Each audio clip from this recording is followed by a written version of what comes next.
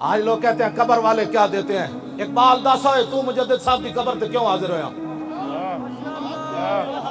जी? 10 कब्र वाले कुछ देंदे के नहीं देंदे। हाँ जी, जर्मनी का एक मजदूर सी नेटिश, वो ला इलाहा तक पहुंचा तो बाद अल्लाह दा मुनकिर हो गया। अलामा इकबाल कलंदर लाहौरी नूं बड़ा दुख सी यार, वो ला इलाहा तक तो पहुंचा, अल्लाह तक क्यों ना पहुंचा। इकबाल कहंदा ऊ बला दरबान वता इल्ला न रफ्त अज मकामे अब्दुहु बेगाना रफ्त। कहंदा मैनू बड़ा अफसोस है, वो ला तक ते पहुंचा, अल्लाह तक ना पहुंचा। काश बूदे दर जमाने अहमदे तारसीद बर सुरूरे सरमदे। इकबाल कहंदा हाय अफसोस ओ मुजद्दिद अल फिसानी दे जमाने च होंदा ते मुजद्दिद साहब ने ओदा हाथ पकड़ के अल्लाह तक पहुंचा देना सी। ए इकबाल दा मौकफ उस वक्त तक सी जदों तक इकबाल मुजद्दिद साहब की कब्र ते हाजिर नहीं होया। जदों हाजिर होया फिर सुनो की कहंदा इकबाल।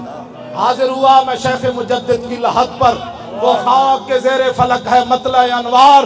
उस खाक के जर्रों से शर्मिंदा सितारे, उस खाक में पोशीदा है वो साहिब असरार।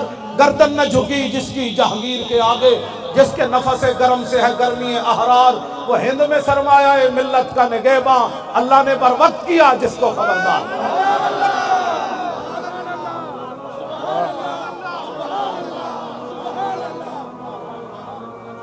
तवज्जो, मैं गल बस आखिरी गल मैं मुकान लगा, बस आखिरी गल तवज्जो। मैं आख्या इकबाल उत्थे शिरक हो रहे सी, कहने लगा मैनू तो अल्लाह दे अनवार तजल्लियात नजर आए। मैं आख्या कोई मुजद्दिद साहब शायद दिती है कि कोई नहीं। सुनो जी इकबाल, ऐ इकबाल है जिहदे सामने मैं हाजिर होया। इकबाल कहता झल्ला मैनू की कुछ मिलया। पहले तो मेरा मौकफ सी कि मजजूब फरंगी को मैं दलाइल तौहीद के नहीं समझा सकता था, लेकिन जब मुजद्दिद साहब की कब्र से मैं बाहर आया तो इकबाल कहता छोड़ो यारा गल ही हो रहे। मैनू मुजद्दिद साहब तौहीद दे असरार और रमूज दिते। अगर होता वो मजजूब फरंगी इस जमाने में तो इकबाल उसको समझाता मकामे किबरिया क्या।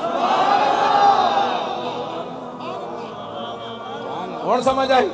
इकबाल कहता मैनू मुजद्दिद साहब ने तौहीद दे असरार और रमूज इतने दिते कि मुजद्दिद साहब दे बहुत वड्डे ना जो होंदा मजजूब फरंगी तो इकबाल उन्होंने समझा देना सी ला इलाहा इल्लल्लाह मुहम्मद रसूलुल्लाह।